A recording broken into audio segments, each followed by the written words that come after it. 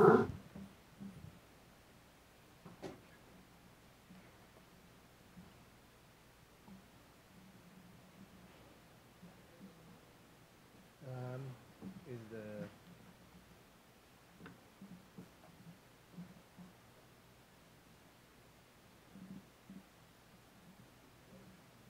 shall we do it?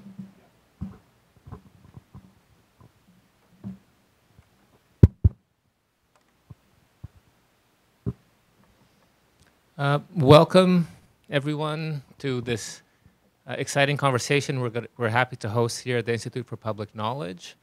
My name is Gianpaolo Baiocchi. I'm director of the Urban Democracy Lab here at NYU, and it's my serious pleasure to be at the discussion and celebration for this brand new book, Cars in Jail, Freedom, Dreams, Debt, and Carcerality, by my friends and colleagues, Julie Livingston and Andrew Ross, who are here with us.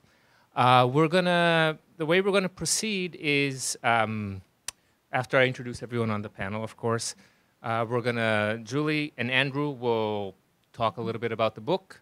Then we'll have comments from Nicole Fleetwood, Tobi, and Chenjerai.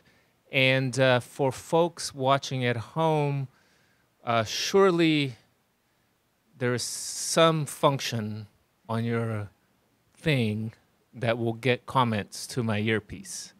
And then we will try to introduce those questions as well. So without further ado, first let me introduce Julie Livingston to my right. She is Silver Professor of Social and Cultural Analysis and History here at NYU. Her previous books include Self-Dividing Growth, A Planetary Parable as Told from Southern Africa, Improvising Medicine, an African Oncology Ward, An Emerging Cancer Epidemic, and Debility in the Moral Imagination in Botswana. She is winner of numerous awards and prizes, and most impressive to me among those is that she's an actual genius, as dictated by the MacArthur Foundation. On the other end of the panel, my other colleague, Andrew Ross, co-author of the book, is a social activist and professor here at NYU, where he teaches in SCA, the Department of Social and Cultural Analysis, and the Prison Education Program. He's a regular contributor to The Guardian, The New York Times, The Nation, and Al Jazeera, and is author or editor of 25 books, including most recently Sunbelt Blues, The Failure of American Housing. After Julie and Andrew present, we will hear from, I think Nicole will come first. Is that the order of? Nicole Fleetwood, who's going to come in by Zoom. Nicole is the inaugural James Weldon Johnson Professor of Media, Culture, and Communication at the Steinhardt School here at NYU. Also a MacArthur genius. She's a writer. I mean, technically they're MacArthur Fellows, but we all know what it means.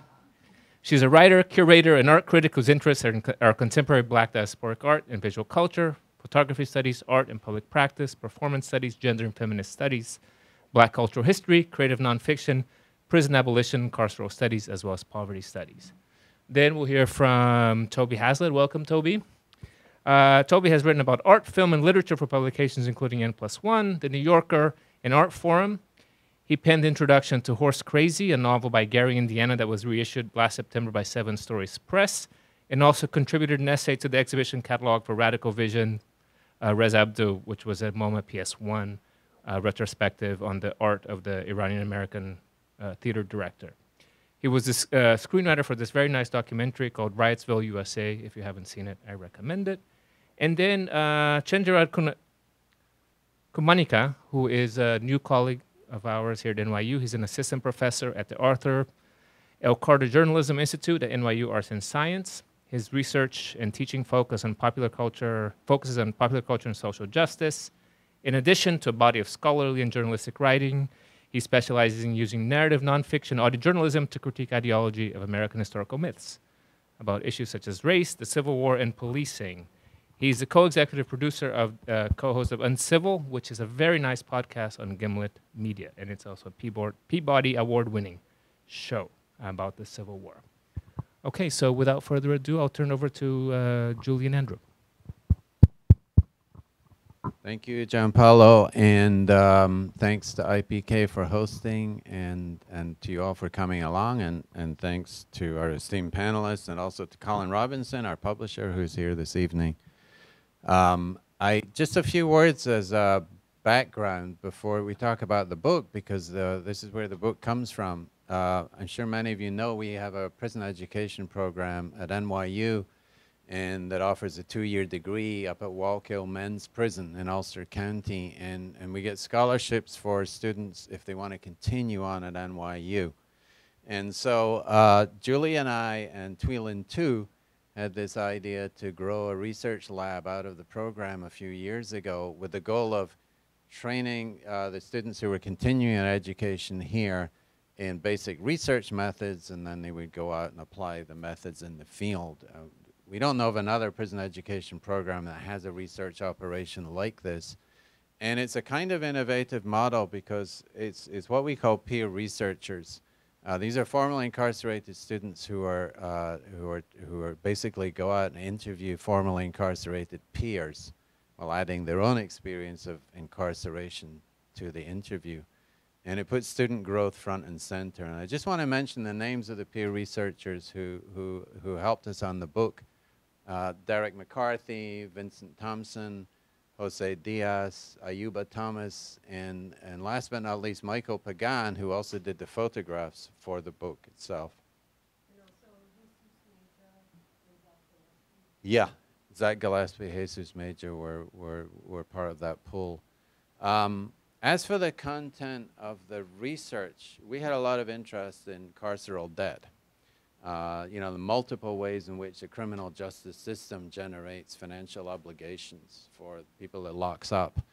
And we also, however, had an eye on the debate among policymakers about what was going to happen with mass incarceration, this demented US experiment of locking up 2 million of our fellow citizens. And policymakers were reaching this consensus that this had to end in some way. There's no longer any way of justifying it.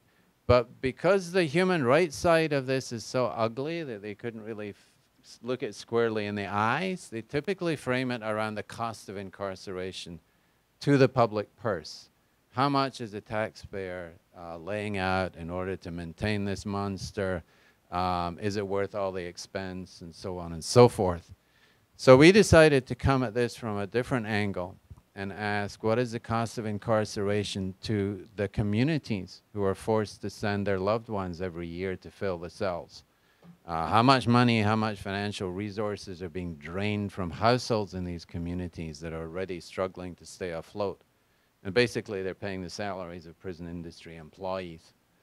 So as daunting as the task seemed to be at the time, we took on this, this challenge of trying to document the financial and the human costs of incarceration.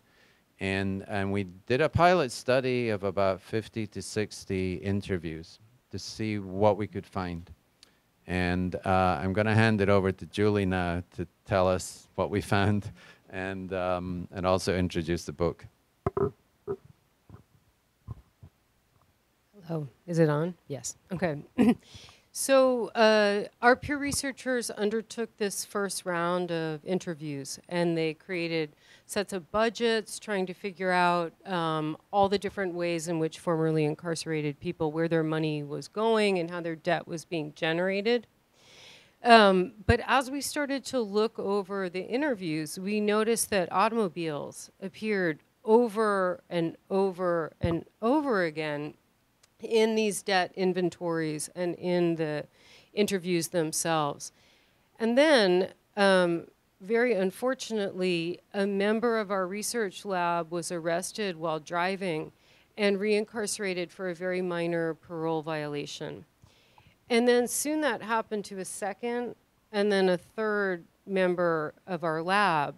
As you guys know, the traffic laws are so labyrinthine and vast that they allow the police to pull people over for all manner of things. So one of them was pulled over for low tire pressure, another for failure to signal, even though he's confident that watching the police behind him, he signaled before he turned, et cetera, et cetera.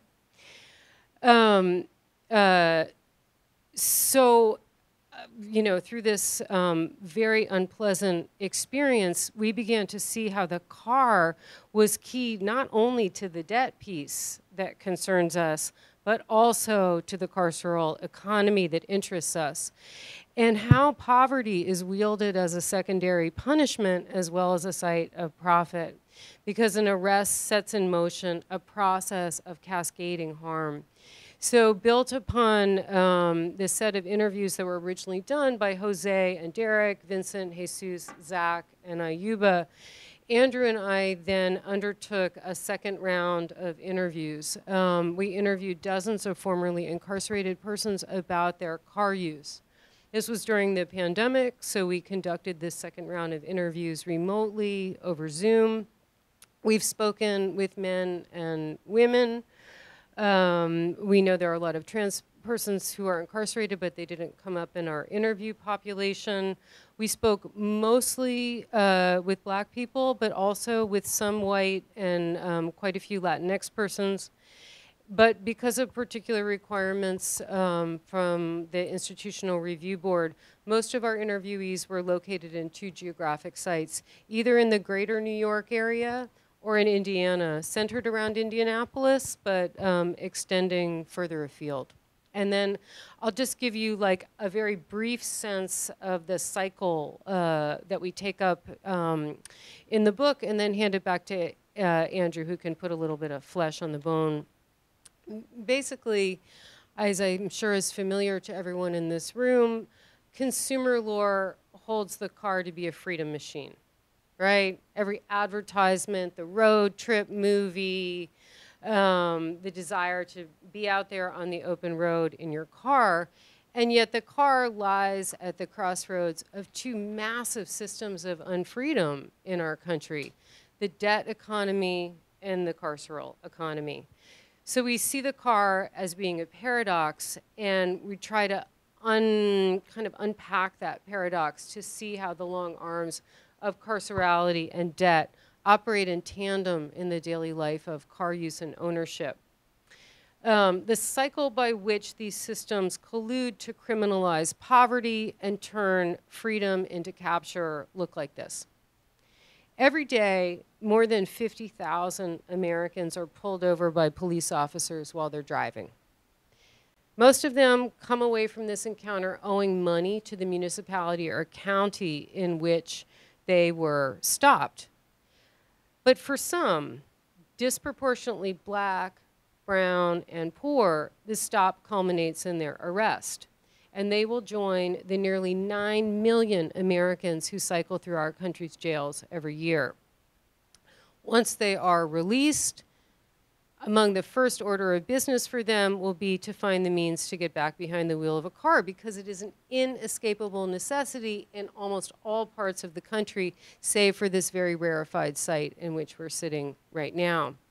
When they get out, all their past traffic debt will be waiting for them, complete with late penalties that have accrued while they've been sitting in a cage, clearly unable to pay, before they're able to renew their driver's license, because the state holds the driver's license essentially as a piece of collateral against any kind of debt that's held. License suspension for debt then criminalizes poverty at a massive scale, because people with suspended licenses still have to drive, albeit now illicitly. Just to give you some sense of the scale of this problem, in 2015 in the state of Virginia, some 900,000 driver's licenses were under suspension for unpaid debt. And African Americans were double represented proportionally in that population. So it is a form of racial capitalism that's shot through this whole system. Once somebody's paid off their debt and gotten their driver's license back, then they need to move on to access a car. But with a credit score decimated by inactivity, most of them have to take on a subprime loan at rapacious terms. When you're in jail or prison, you cannot bank, and even if you're a very responsible borrower, that inactivity plummets your score. Returning to the road is a basic necessity, but once you're on the road, you're exposed again to costly traffic fines from police officers who are under orders to gin up revenue. And then the traffic stop opens the driver again to potential arrest and reincarceration, as does any late payment on a subprime loan. You return to jail, it's like chutes and ladders. You're back down to start again. All of your possessions, including the car, will be repossessed and seized. Maybe you're evicted from your apartment, you lose your job and your assets in the process, and you go back to zero. So these dynamics of credit and punishment run together in the lives of formerly incarcerated persons, but their experiences offer a window into phenomena that spill far beyond that population. And basically what our book does is it tries to open up this system and to look at its various components. So I'll turn it back to Andrew, who can explain that in more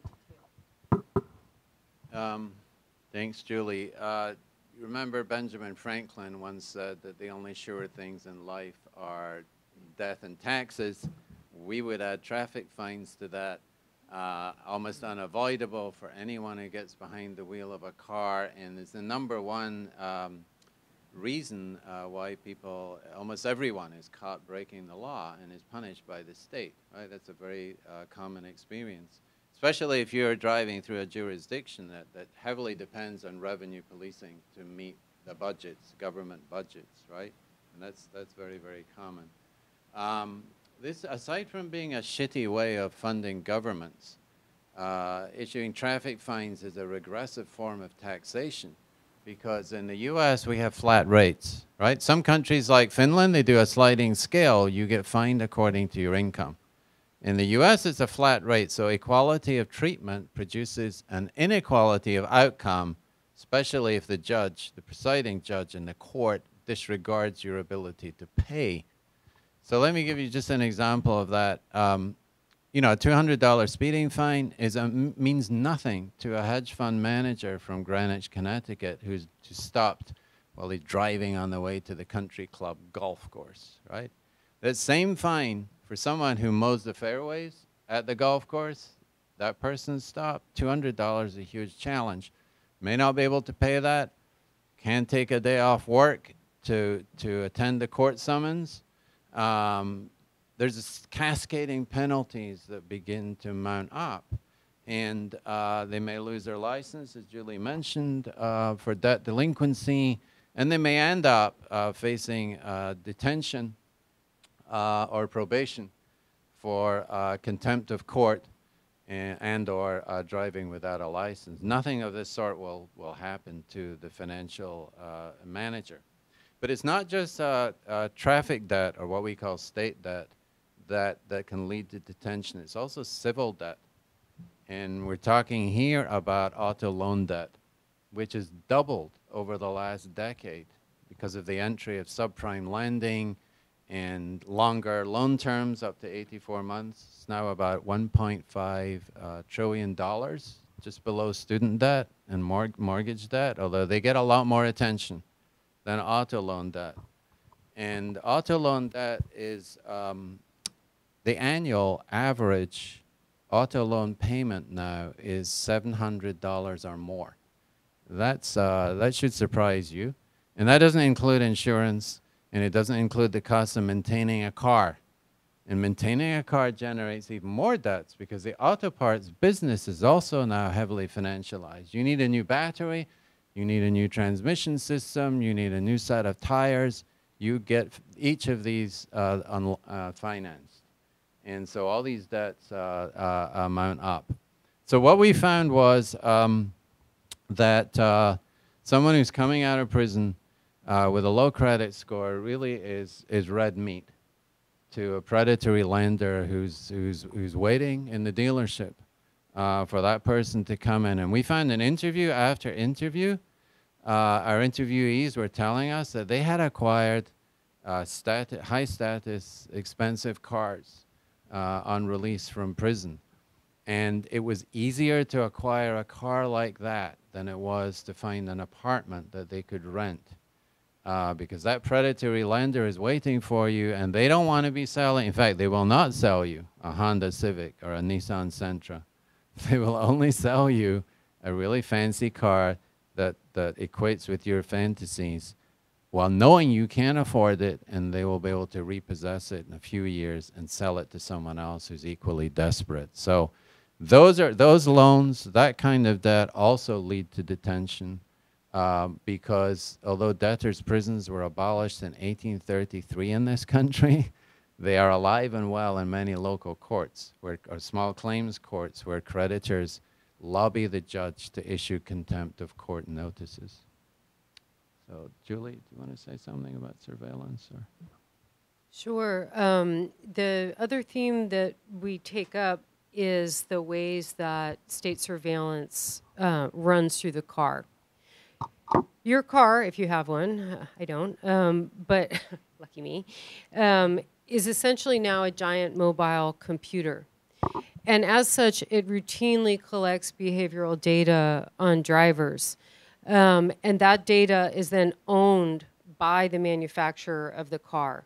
So where you've gone, where you've returned from, how soon you brake, how tight you make your turns, how fast you drive, that's all being captured and commodified by the manufacturer of the car.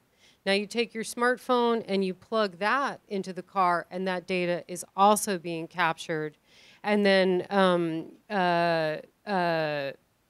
again, owned by the manufacturer, not by Apple, who I'm sure owns plenty of your data already. McKinsey has projected that car makers could control data valued at $750 billion by the end of this decade. So that just gives you a sense of how much car manufacturers are now invested in the surveillance business. Meanwhile, the state is also in the surveillance business. The DMV sells data to the same lending and repossession firms that sustain the subprime car loan as a profitable enterprise. So I just give you one example. Between 2015 and 2018, the South Carolina Department of Motor Vehicles made more than $42 million selling data from state license plates, state driver's licenses. And among the customers that purchased that data were the credit rating agencies like Experian. So it's a kind of closed system. In addition to that, there are new surveillance technologies like automated license plate readers. They're all over poles, all over the city and in the highways. At the entrance to gated communities. They're on top of the police cruisers, and they're reading license plates constantly at a rapid clip. They create these massive databases that archive the movement of cars, regardless of where they're located. Were you in the parking lot of the mosque? Were you at the strip club? Were you at the methadone clinic? Were you at the political rally? All that data is being captured and sold forward, and then it gets interlinked with a whole set of police databases like the gang database, the sex offender registry, et cetera, et cetera. All of these databases are chock full of errors. They're just riddled with errors. And yet they keep growing, and those errors have grave consequences. I'll give you one example of that. In 2020, police officers forced a black mother and her children to lay face down on the pavement of a Colorado shopping mall, handcuffed and at gunpoint, because the cop's license plate reader mistook her car for a stolen motorcycle from another state. And even beyond these kinds of errors, the data interlinkage escalates the traffic stop, which we all know in this country, particularly for black and brown drivers, threatens to turn deadly. So I just close by giving you this one quote from a man that Andrew and I interviewed. His name is Jeff. He's 28 years old. He's a white man from a town in Indiana, maybe 50 miles south of Indianapolis. And he told us that the main thing the police do in our town is, quote, ride around and read plates, end quote, essentially to shake down poor people for revenue. But when the police run his plates, they know he's been convicted of a felony in his past, no matter that that was 10 years ago. He said, they come out of the cruiser, hand on their gun, thinking you're about to do some crazy stuff just because you committed a felony once in your life. It is truly terrifying. So this kind of surveillance escalates all the way up to the terror of the police encounter, but all the way down into feeding back into the credit system. Well, thank you, Julie. Thank you, Andrew. Now we'll have comments, and we'll turn it to Nicole first. Let's make sure she comes in.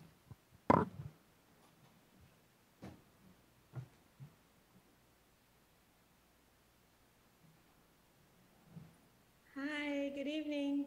Can you all hear me, see me? Can you hear me? Julie, wait, Not yet. you can I mean, kind of. It's very low. Okay.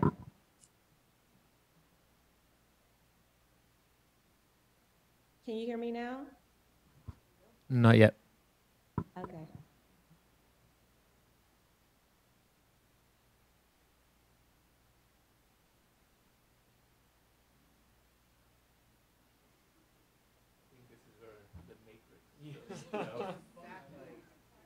Are we good now?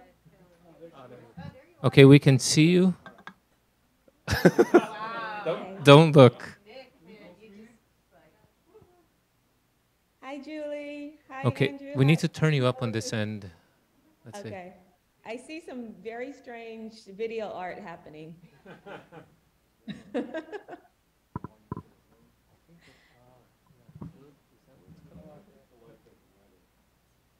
Okay. Is this good? Are you able to hear me now? Not quite. Okay. Hold on. Let's hear you, Nicole. Hi, good evening, everyone. Can you hear me? Keep on talking. Okay, Sure, I think can we're keep talking. perfect. And Perfect. I want to say my apologies that I'm not there in person and that I'm only zooming in for a few minutes, but I'm in the middle of a important board meeting right now that is it just was scheduled for the exact same time, and I need to make a vote on this board, and a nonprofit that I work with. But I wanted to say, first of all, congratulations on this incredible project. I was delighted to be invited to read it before it was published and to blurb it. And I mean it fully, that it was an aha moment for me. And it was an aha moment for me about Black everyday lived experience. I grew up riding around a small town in Southwest Ohio with my single mom, and we were working poor. And every time we saw a police car, my mom would freak out. And so I grew up with everyone in my family saying, "Be careful, there's a police car, there's a police car." And that was the norm for me growing up. And it wasn't until I was an adult and I was in cars with white, non-Black folks who had money, and I would say that to them, and they're like, "Why should we worry?" They just looked at me like I was crazy for like looking at cop cars in that type of way. But I grew up with a real felt sense that being in a car made us especially vulnerable to police surveillance and captivity and even death. So thank you for this project in terms of just helping us think through this, what is a profound but everyday experience for many millions of people. And I want to say I'm just, blown away, really impressed by how this grows out of collaborative research. Questions that are emerging among a really radical and robust collective of people from divergent experiences. And, in the interest of time, I just want to say a couple of kind of thematic issues that were coming up for me and that continue to play out. And I think that's also just like providing so many other avenues for people to continue the scholarship. One of the things that's so rich about this small little book is that it just opens up amplifies all these other avenues for continued research. And there's so much work that's being done right now around abolitionist ecologies. And so I just kept thinking like, this is just the cars, just such a carceral tool in so many ways, beyond holding people in captivity, but also just it's absolute devastation for the planet. And so as I was reading and rereading, I was just kept thinking about, the kind of tinging of ideas of mobility and captivity, extraction and depletion. And I was especially, I'm working on a project right now, like kind of going back to growing up in a steel mill community, and in this idea of the car, captivity, prisons, the idea of Black immobility just kept coming up for me. And in some ways that it came up for me was thinking about my grandfather who worked for a steel mill, died at the age of 54 from all the toxic fumes. And my first experiences of going to prisons was literally a mile away from the steel mill where my grandfather worked. My cousins were incarcerated. And that route to the prison, it was a 2-lane route that was a total trap for all the Black families who were going to visit their guests. We just expected to be put over and to be given a ticket, and so it also created all this fear in terms of, going to visit our relatives, right? So it just amplify the kind of the fragmentation of Black family and community life that prisons already engender. And as Julie was talking about Black surveillance, I was also just thinking about other kind of vexed ideas that are playing out in terms of like how the car becomes this space of surveillance, but it also for many working class Black folks is like this space of privacy too, where people will go into their car to try to have a conversation, to try to have time with a loved one or with a beloved, right? And so the ways that, again, these forces, these opposing forces play out in this one vehicle.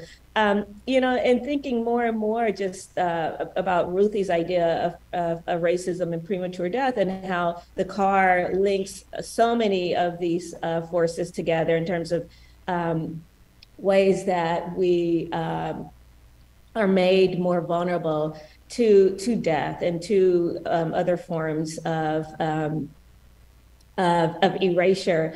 One of the artists who appears in Marking Time is an artist named Ndume Olutushani. And I think his experience really highlights some of the issues that are so central to this book. And Ndume is from East St. Louis. He was on death row in Tennessee for 22 years for a crime he didn't commit.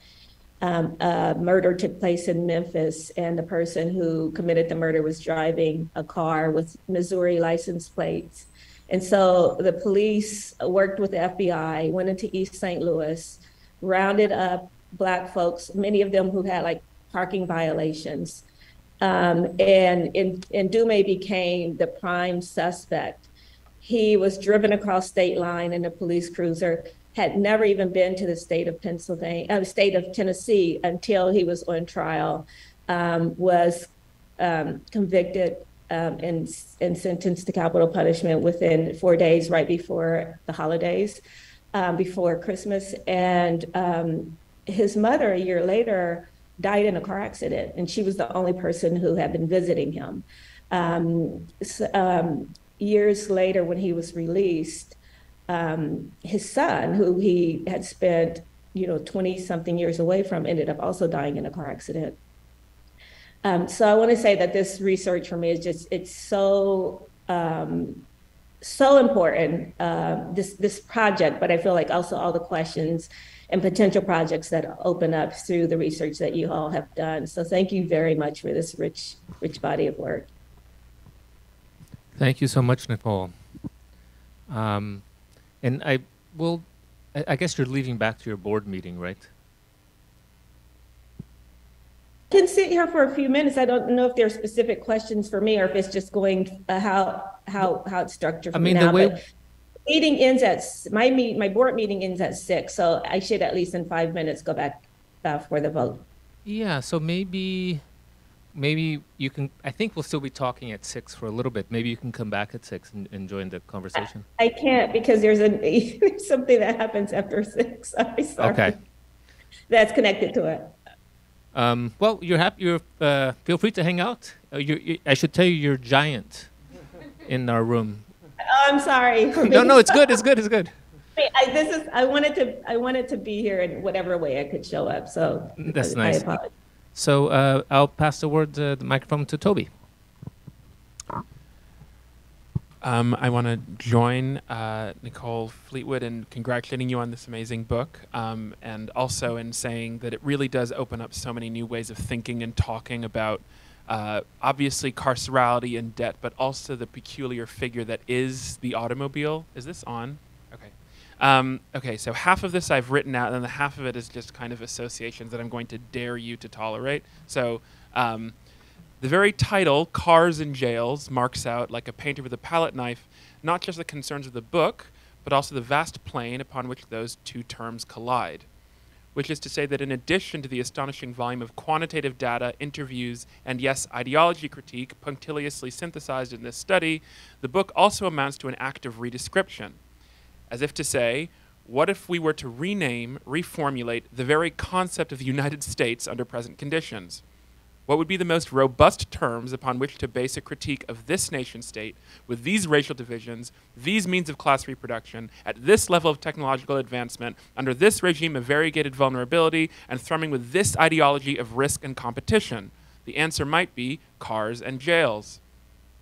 A wise man once wrote, albeit in the 19th century, that, quote, capital itself is the moving contradiction. And moving contradiction strikes me as a good way of talking about the automobile. In this book, it is both symptom and synecdoche, as the study touches upon every sphere that comprises the capitalist totality. The car is a commodity to be produced, once but no longer by domestic industrialized workforce, a commodity that realizes its value in exchange, albeit on terms so predatory and inescapable that an entire industry has flourished by exploiting them, as well as part of the reproduction of the proletarian means of subsistence. In the vast majority of US cities, you need a car to survive and, crucially, to work. Even at the simplest and most formal level, these roles are interlocking. You buy a car to sell your labor power, you sell your labor power to pay off the debt for the car, calling to mind another, and I promise my last, line from Marx, also in the Grundrisse, production is consumption, consumption is production, consumptive production, productive consumption. This gets at some of the rhythm of the book's argument, but it should be said that your point here is definitively not heuristic. You cleave very closely to empirical data in order to paint a full portrait of the life of the car in this country. But let's stay at the level of abstraction for a moment and treat the car as capitalist commodity par excellence. Capitalism being, of course, a mode of production that relies on and thrusts itself forward by the generation of surpluses. It is in the management of those surpluses that the book's second term comes to the fore, jails. Ruth Wilson Gilmore's account in Golden Gulag of the prison fix is instructive here, as it lays out the various functions of the prison industrial complex. It mops up and bureaucratizes and administers surplus land, surplus state capacity, and perhaps most visibly, surplus labor, that is, people. Which is to say that the conjunction of cars and jails is a kind of diorama of the dynamics that govern proletarian everyday life, and I think looking at cars and jails together gives you some insight into the differing status or the differing points at which we might view class composition in the US. So the car as previously the symbol of the industrialized or the industrial working class, precisely in a situation of low growth, stagflation, and offshored manufacturing, though it should be said that even those places that the labor is offshored to, the rate of productivity is still falling. That in a sense, the car as a kind of status object or fantasy object or ultimate commodity that people who don't even have access to the kinds of industrialized work that previously raised the car to a level of eminence desire, that the car nevertheless now is an index for how we manage the so-called surplus population which is growing, a surplus population that is overall administered through the carceral state. So I was thinking about the conversations that this book inaugurates about debt, carcerality, and also the relation to employment. And I was thinking about a few developments in Marxist theory recently, I think best or most succinctly captured in books like Joshua Clover's Riot, Strike, Riot. They try to formalize at a high degree of abstraction the different forms of class composition and therefore the different forms of class struggle that have been necessitated by, again, changes in the everyday life and the kind of macroeconomic structure of the economy. So,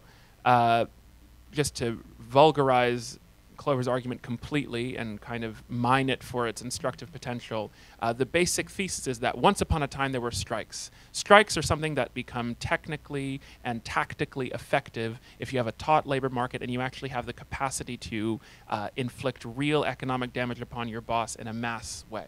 Again, I'm vulgarizing not only the history of strikes, but also the argument of the book. Today, in a time when there is a much lower organized workforce, when union density is at it's been plummeting continuously despite these recent resurgences in worker militancy, the very heuristic and schematic argument of the book is the primary, most visible, and probably the dominant form of working class insurgency that captures the political imagination is in fact the riot or the street uprising. So if a strike is a production struggle, the riot is a circulation struggle, which is to say that it takes place not only in the street, which I think is relevant to this book as well, the sphere of circulation in a kind of spatialized sense, but also that its kind of axiomatic, most symbolic act is looting. That if production struggles are kind of price-setting gestures for setting the price of labor, in effect, and this I think Josh was being very provocative with this, looting is in fact a kind of price-setting gesture because it makes the price of the commodity zero. With that kind of symmetry, I think we can think about the way that you argue in Cars and Jails that somehow the car can actually give us insight into the new political reality in which all of this is unfolding. That we can think about the discretionary power of the police as being most acute, most widespread, and potentially most fatal in the instance of traffic stops. That the enormous legal cover given to police to basically do whatever they want in most spheres of life, but especially and most commonly in the domain of traffic stops, I mean, brings us back to what actually happened in Ferguson, where the riot and the traffic stop, and again, it was not the only city like this, but Ferguson does, I think, occupy an iconic place, and rightly so, in the national imagination, that it was not simply that Michael Brown was killed, though obviously that is reason enough for a nationwide or at least a citywide uprising, but it was that he was killed in a situation that had already run the Ferguson County population so ragged precisely because, as a result of all of the factors that you chart in this book, the falling property prices as a result of the kind of changing dynamics and techniques of suburbanization and urbanization, basically the rhythms of white flight and then gentrification have rendered this particular suburb of St. Louis blacker than it was before, and therefore with lower property prices, which means a lower tax base, which meant less revenue for the county, which meant that the Ferguson Police Department was given explicit directions, and you talk about some of this in the book, explicit directions to use their discretionary power to raise revenue. And who are you going to raise revenue through? Who are the people who are the least politically empowered? Who are the people who are simply treated as surplus at virtually every level? Obviously the black people. And so black people pay literally in their everyday lives, and with their lives in some cases, in order to fill a fiscal gap. And it was in this context that Michael Brown was killed, and that literally the entirety of what we now think of as the resurgent black movement was reborn in this country. Obviously, things happened before and after that, but I think it's important, at least from the perspective of your book, to really formalize and reframe how all of this happened, that there would be no 2020 and there would be no 2014 and 2015 were it not for this particularly abused suburb that, you know, was reeling from falling property prices and had to learn how to pay the bills somehow. But yeah, I just wanted to kind of draw a more explicit connection between class composition and class domination and how you've laid it out, and new forms of kind of class insurgency. Well, thank you, Tobi. A number of small questions on the table so far. Chenjerai, can you bring some more? Sure. Yeah, absolutely. And I just want, what was it, like 66% or 60% of people in Ferguson in some relation to these kind of the municipal debt? Just, you know, wow. There's so much to say here, and I want to be mindful of time, but I want to start out like this. You know, when I'm just started in NYU, and when I was getting ready to start and moving my family to New York, I had a fear because I knew there was a couple of day period where I had to be out of New York. And it's because a friend of mine who's been incarcerated since 2007 is getting out of federal prison. And was scared because he had to make a journey in a specific time frame to get to the halfway house in Philadelphia after not having been on the street in any meaningful way since 2007. So I agreed and made the commitment that if at all possible, I would pick him up. And we got the date way too late, like way really close to the date in October. And I made plans to go up there. I took a train to get up there, to get a one-way car ticket to Philadelphia.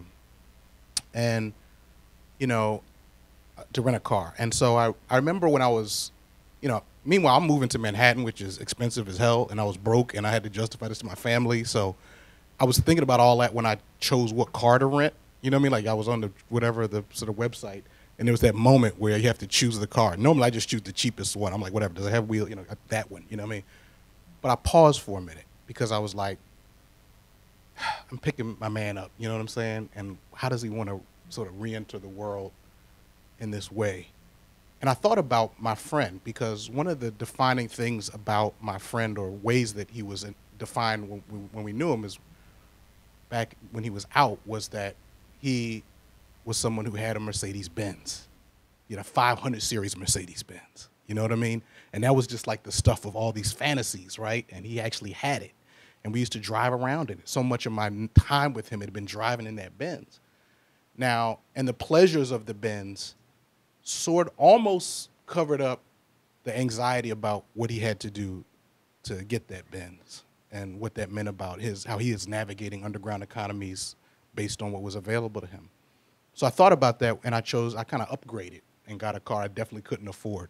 And I, you know, only to find out once I arrived in Massachusetts that they had just arbitrarily decided to postpone his release date, and so forth. Eventually, he made it to Philadelphia, to the half house, and he immediately began to go about the business of trying to re-enter himself. And I tried to, you know, help him out, do what I could for him. Other people were, but one of the things that struck me was that he had to shell out $800 while not having any kind of income to rid himself of debts from like in the 90s that he had accrued on his car. So while and he had to do this because he had several he has a friend who was going to try to hook him up to maybe have a job with SEPTA, with the Public Transportation Authority, but the test requires you to have a driver's license. So it wasn't like he just wanted to have one. So he was like devastated, trying to come to grips with how could it be. He was disputing with me the details of some of the things that they're claiming he owed. He doesn't think he owes. He remembers this trip, not that trip, but either way, that wasn't in dispute. He had to pay it to do this stuff, to proceed through the requirements of the halfway house. And I think that I'll stop there on that with that story, but this book really resonates with me in such a powerful way, because all those moments of what's going on in that story are just so, this book offers such a powerful and rich analysis of all the things at play, right? And there's so many really powerful interventions this book makes. Let me just say that, for me, the big intervention that this book makes, I think, I mean, Tobi said it in such a much more elegant and sophisticated way, but the way I want to say it is basically, we come to this book comes at a time when there's, the idea of like structural oppression with a subcategory of structural racism is sort of like not really as controversial anymore, and therefore is deeply vulnerable to misinterpretation. There was a time when people would sort of, I mean, in the conservative world, there's no such thing as any kind of structural anything, right? We're just individual free-floating atoms of whatever. But in the progressive and liberal worlds, there isn't accounts of structural racism, but often there are these disparitarian accounts, right? That sort of invite us to just imagine that the problem is not prison, just that we don't have the right numbers of people in prison. The problem is not people being killed, we don't have the right number of people being killed.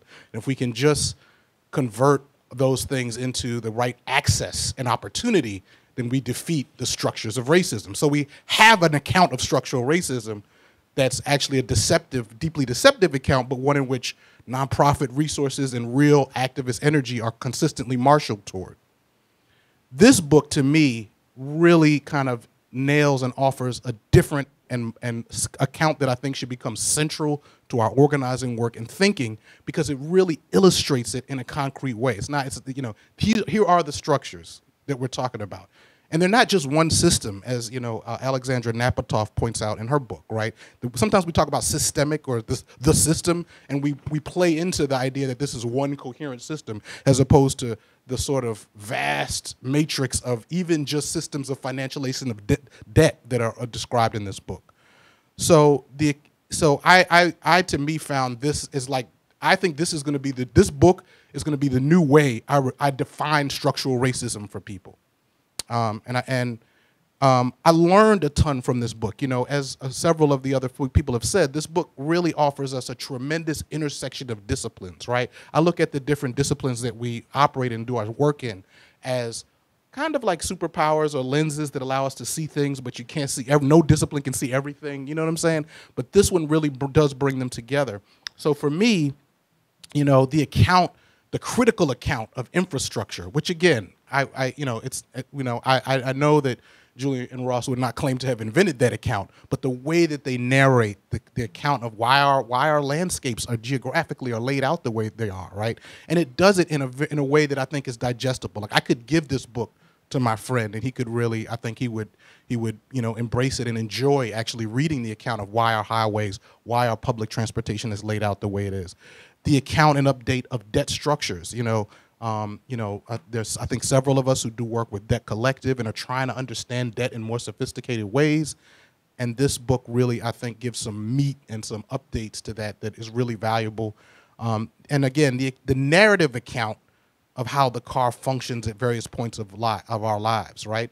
Like, I really embrace research that approaches us understanding these things in many different ways. And so it's not like everybody needs to write like this, but I sort of wish everybody did write like this in a way, right? Because it's not until you see the life, right? So the longitudinal, right? Like, here's how the car functioned at this point. Here's how the car functions at this point. Here's the debt and surveillance at this point. That is really just brilliant. And if anybody here hasn't read it, I encourage you and all those watching, you're going to learn so much from that. Again, I was also really pleased with the intersection and way that this book is in conversation with a variety of other specific literatures.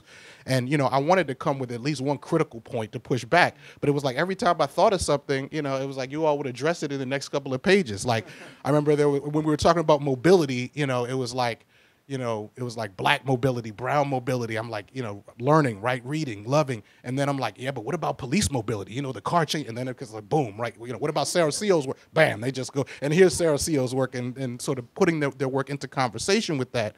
The freedom dreams, right? I mean, of course, the book is invoking Robin D.G. Kelley's concept of freedom dreams, which helps us to sort of not dismiss versions of black empowerment that we don't like. I'm somebody who was really at one point deeply immersed in the black nationalist tradition in a particular way, and then came to understand that, while it's a vast tradition and I don't want to deal with it in a reductive way, there's some real deeply conservative and problematic elements of it that I had to let go of as part of my own growth.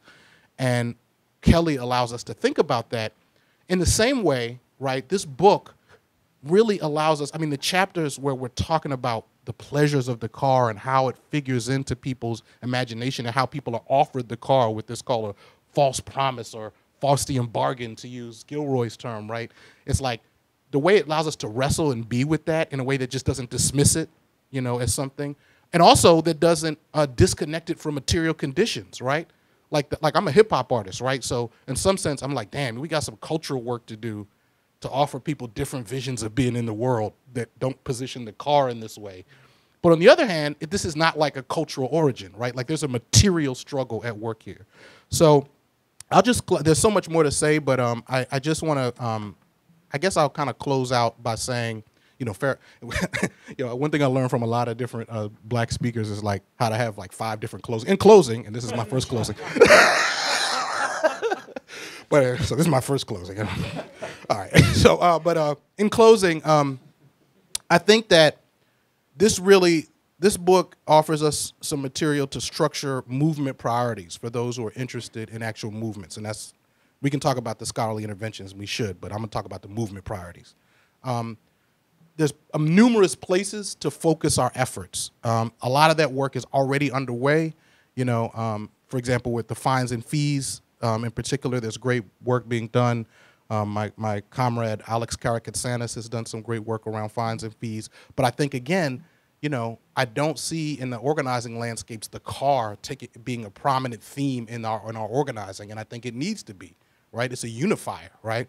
And a clarifier. The battles about infrastructure, right? You know, how, you know, again, those battles are obviously already, you know, in progress. But I would say there are the way that that's narrated in the car helps us to make it relevant. Because I think when you start hearing people talk about, well, where we have bike lanes and trains, I'm gonna be real. Like, in parts where I hang out in North Philly, some people ain't relating to that, right? They just like, well, that's what people who ride bikes, you know, that's what they deal with. They don't see it as central.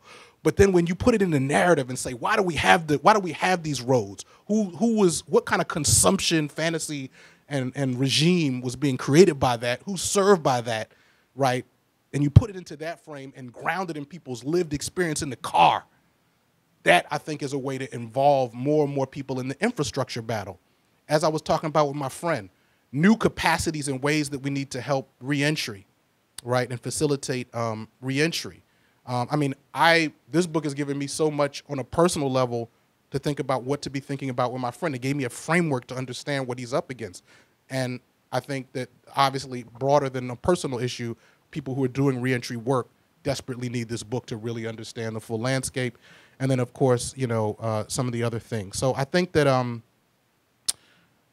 you know, for the way this is written and the collaboration is really powerful.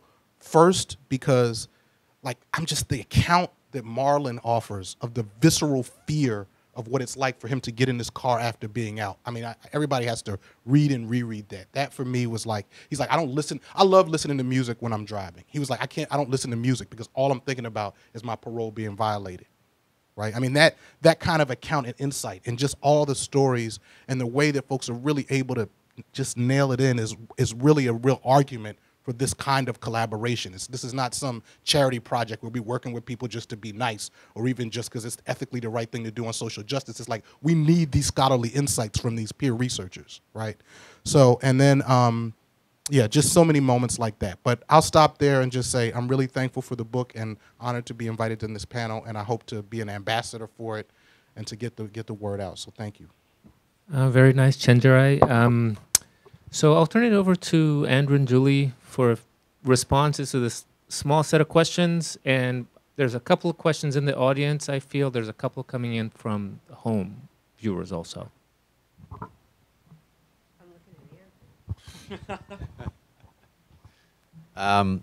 We learned so much in writing this book, researching and writing it, and you, the responses from each of you, brilliant responses from each of you have triggered some of those experiences, at least for me, and I'm sure for Julie too, the things that we learned. I guess the one thing I wanted to say was, and we're really responding to a lot of your comments, was there's a chapter, the last chapter of the book is about the future of automobility.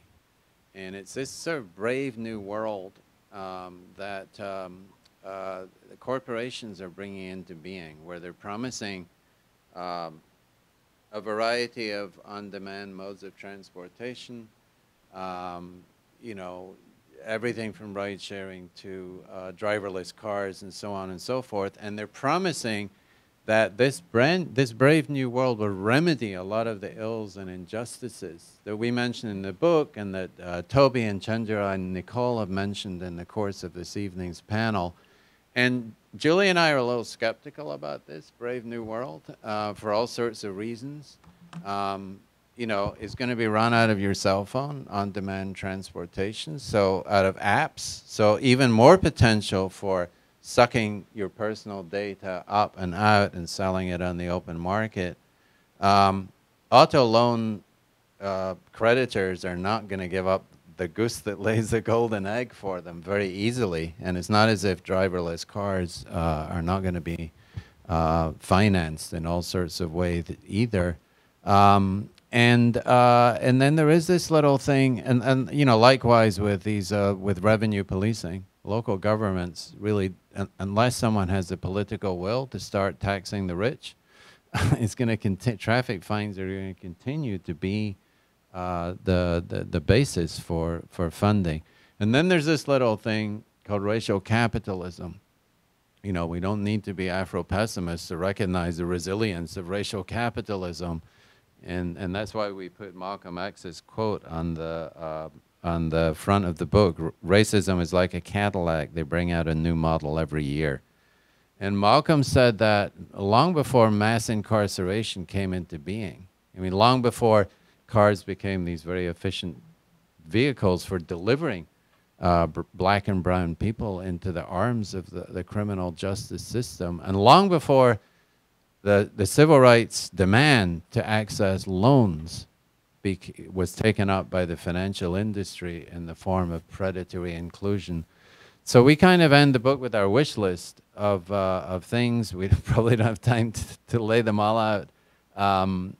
Comprehensive reforms that are needed to dismantle these systems of predatory lending and predatory policing. And also, I think, just to echo Chenjerai's call there, or his request for a movement, there isn't a movement called Transportation for All. There is a movement for college for all and for housing for all. And there's a movement for, what's it called, Medicare for all, right? These are all public goods. Transportation is also a public good. It consumes a fifth of household incomes in this country.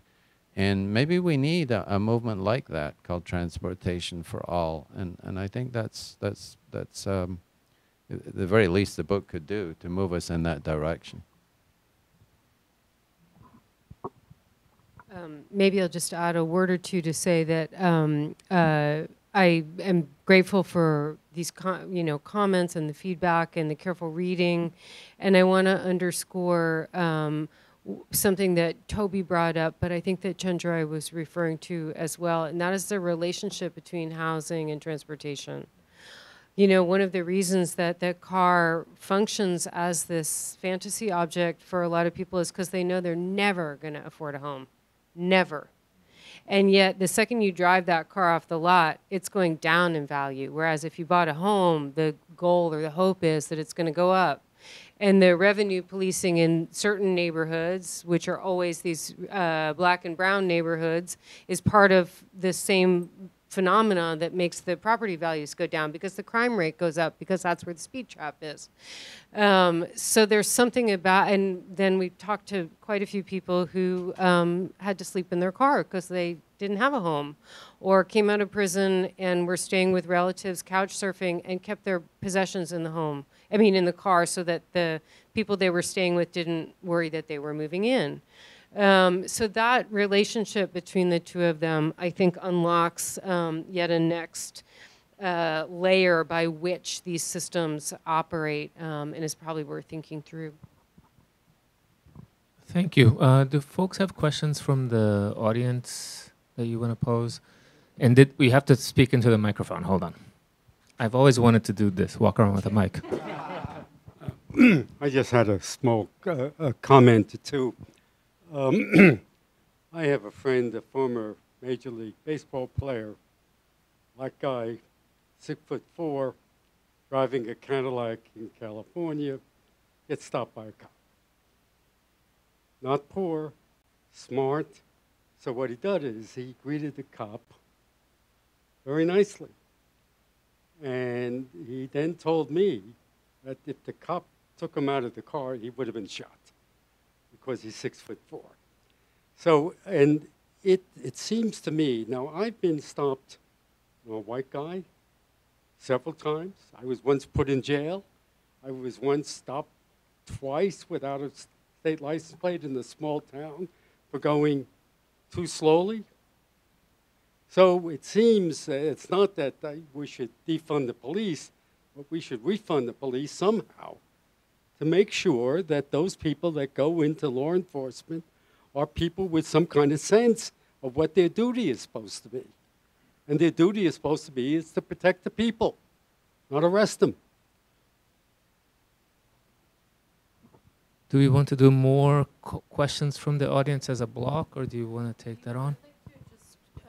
Respond to that and say that I actually don't believe that there is any reason for an armed police officer to be doing traffic duty at all. I see no relationship between the police and keeping the road safe. And in fact, I think that these systems of policing of the road, we have, traffic accidents are going up. People are being debilitated and killed on the road all the time. The manufacturers aren't being held to higher safety standards, but instead we've siphoned it off to police. So I actually would kind of reframe what you're saying to say that whether we need police or not, one place we don't need them is monitoring our traffic system. I just think that that's a non-starter, and they should be removed from that and left to, if we have them, to do other things. Can I just say one quick thing?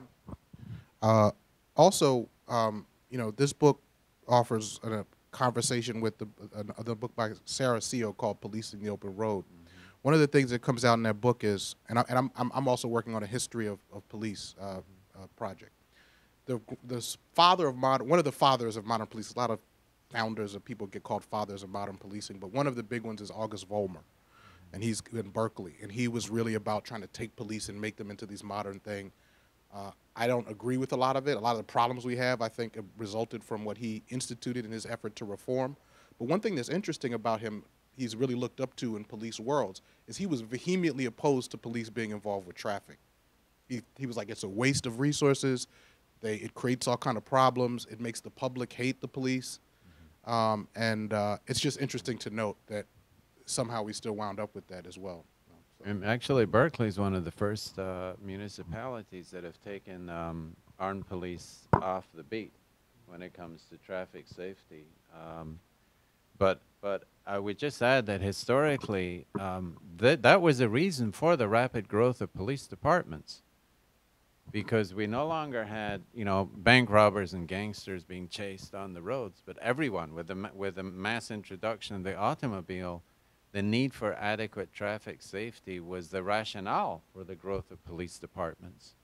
And inevitably, it leads to, and Sarah Seo's book is a very good account of this. Inevitably, the courts decided over the course of several decades to give more and more discretionary authority to police and stops and searches and apply disregard the Fourth Amendment's guarantee against unreasonable searches and seizures to the open road. And that's a very important history, and we need to reverse that history. Obviously, that's some of that work is beginning, and some of the work in fines and fees has begun, and some of the works in other portions of the material that we touch on. But we wanted to try and give a holistic account that embraces all of these, because that's what our movement really needs. It can't be sectioned off into these silos. Any more questions from the in-person audience? There's one from home. It's a small question. I mean, it's a specific detail. It's about the data you mentioned earlier about the DMV in South Carolina and Charleston making $42 million. Is that data available, or is it mentioned in the book? It is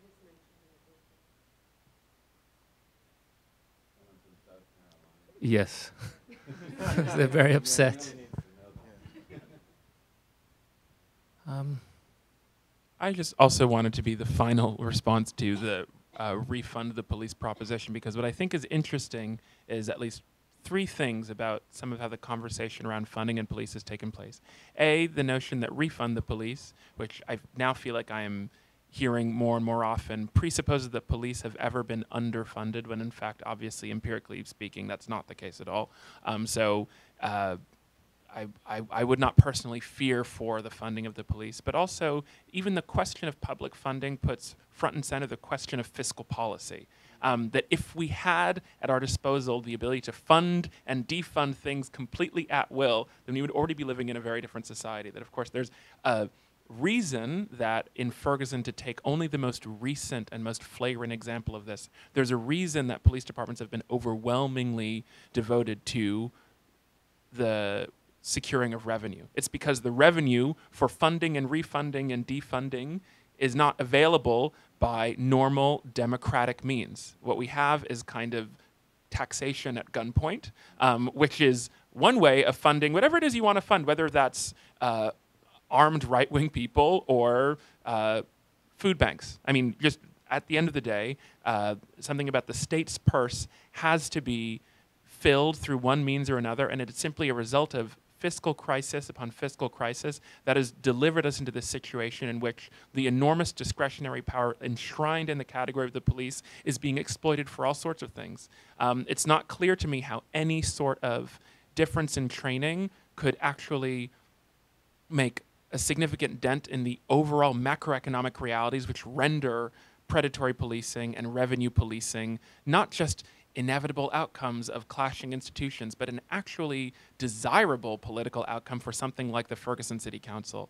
So again, at a certain point, even though I do think that we are right to, I think, focus in on these one or two, I think, kind of iconic stories of times when police officers did the especially wrong thing and the especially right thing. The problem is the discretionary nature and the political power of the police, which means that so much depends upon the mood and the specific political or economic prompts guiding that particular police officer, that almost on an epistemological level, you are not on even terrain with the person who has a gun, the license to kill, a car, a technology that far outflanks anything that you have on your phone. So at a certain point, I think that we need to, I think, speak in a clear way about what it means to fund and defund and refund, because ultimately the police are funding. That the police as a funding arm has been the source of a lot of the conflict that we've been discussing today. Maybe I can ask Julie and Andrew to talk a little bit more. So there was a discussion for a minute about a year and a half ago among some of your progressive electeds about disarming people who are doing traffic stops. To preview for folks who haven't yet read the book, what are some of the demands and movement angles, and where do we go? You know, what are some of the ways that you point to looking forward? Well, I echo my co-author's opinion about taking armed police off that beat. Some of the other things that we add to that include, we should have a sliding scale when it comes to traffic violations. I mean, there are safety issues, but there should be a sliding scale. We also have to have proper usury caps for interest rates and loans. The car industry has a very sneaky way of getting around usury caps. Like in New York State, for example, it's 15%. You're not supposed to charge more than 15%. But what they do is they issue something called a retail installment contract. Thank you. And so that's not a loan. And that can come with a much higher rate of interest. And so the criminal rate is 25%. So you find a lot of loans being issued in New York State that are 24.99%, just shy of the criminal rate. There are other things in our wish list. Julie, maybe you can talk about that.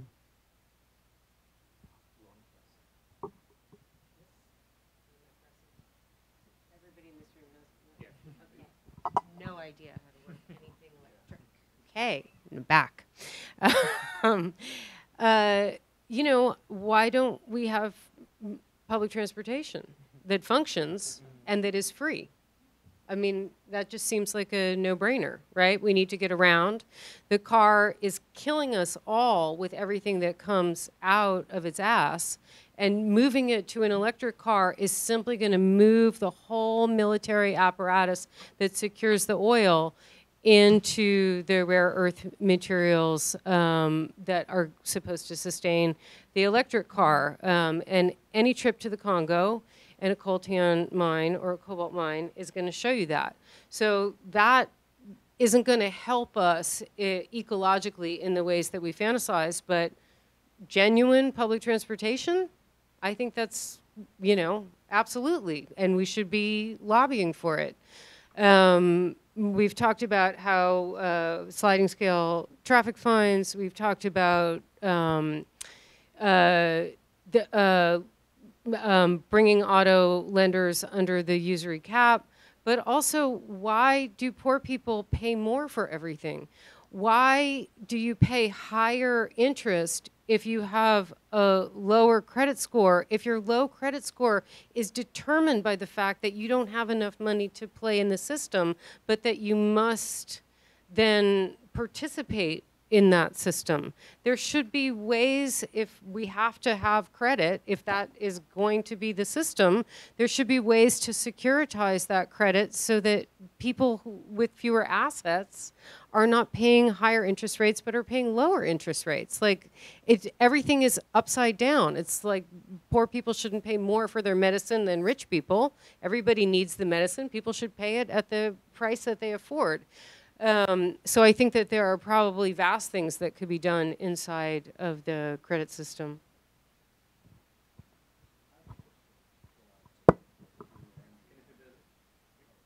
Yeah, I have a question.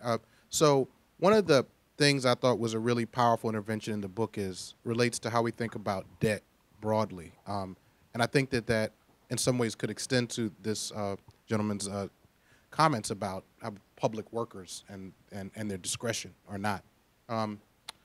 It's, you know, a lot of people who have debt, I think, and also the larger societal framework we're given for debt really starts with debt as originating in the individual, right? You wanted something, you took a loan, you paid for it, or, you know, you did a criminal act and you now are paying the debt, right?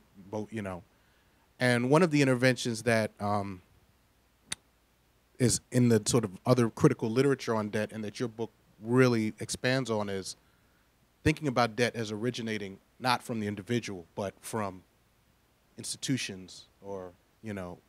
So could you talk about why it's important and what we are able to see by looking at it that way? I get that maybe for a lot of people in this room that's like easy and simple, but I think that that's actually quite a shift in how in the dominant account of debt.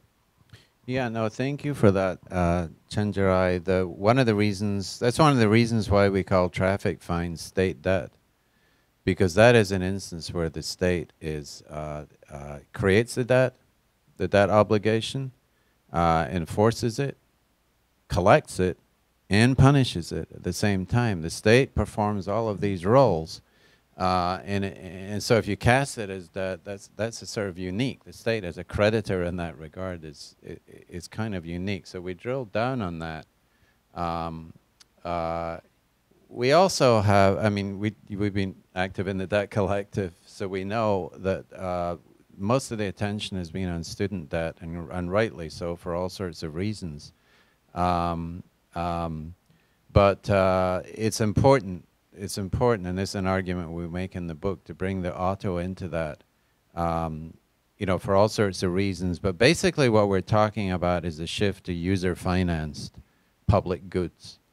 And that's the basic narrative arc that we're dealing with. And you can associate that with neoliberalism and austerity policies and the warehousing. The warehousing that mass incarceration enacted in the wake of deindustrialization. All of these themes converge, but the outcome is rising debt curve, household debt in all debt classes, and we feel that the auto loan debt curve has been somewhat neglected. And we're trying to remedy some of that and show why it is so important, and why it's so important to think of it as a public good in that regard. We have a question from Tui from home, or wherever Tui is. Can you say something about the peer research method and how that shaped the book? And how do you think this book would have been different if you'd used a more traditional research approach? Our peer researchers are fascinating. I mean, aside from being great human beings, they're fascinating conversation partners, co-researchers, et cetera. And it's almost impossible to imagine being able to unlock this without being, you know, us all working in concert. But I think the biggest thing that I take away from conversations with them about all aspects of what we do is that the economic and the social and kind of interpersonal aspects of the debt relationship cannot be separated from one another. Debt is corrosive to personal relationships in all kinds of ways, as is the carceral system. And the way that they wrap around one another puts enormous pressure on individuals who are in relationship to one another. It tries, the debt relationship and the walls of the prison force people apart. And our peer researchers are so keenly attuned to that, and the microphysics of the ways in which that operates, and how the social and the economic and political fit together over and over again, such that these two domains remain so tightly connected, makes it yet more difficult for people to escape from these structural forces, because they run through their social relationships and then get held, just as Chenjerai is saying, as though they are individualized burdens.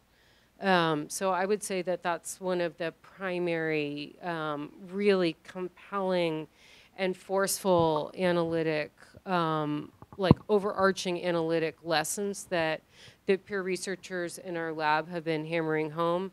And then there's just this enormous, like, deep pool of knowledge about how systems work and how institutions work and how to subvert them, how to survive them, a sort of organic sense of political economy that they hold the laboratory questions honest to. I just add that if you're interested in reading about this and their thoughts and opinions, the latest issue of South Atlantic Quarterly features a dossier that showcases a lot of the research we've been doing, I mean, other than cars and jails. And there's a group interview there with our peer researchers where they talk about the experience of becoming peer researchers, of going from being prisoners to peer researchers, and that whole trajectory and what it's meant to them, and it's full of insights. I really do recommend it if you want to hear that in their words. There's also a video on our on the website of the lab that's made by a film student who has been working with us, and one of the peer researchers, Michael Pagan, who's studying visual storytelling methods. And it's an interview with some of the peer researchers, which is also a excellent watch. Well, perfect. That's as good a time as a point to close it off. I wanna, before we close off, I have an acknowledgement and a pitch. I wanted to acknowledge Victor Bautista, who has been doing videography here at IPK for 12 years, and this is his last event. So thank you so much, Victor. A pitch, the Urban Democracy Lab and Institute for Community Power, we're sponsoring a one-day gathering on December 1st on dismantling racial capitalism. It's organizer heavy. We're going to talk about reparations, climate change, and housing. If you look us up at Urban Demos, we'd love to have all of you there. But most of all, I wanted to thank Tobi, Chenjerai, and Nicole for the comments, and once again congratulate Andrew and Julie for just a wonderful book, and we look forward to reading it. So thank you, everyone.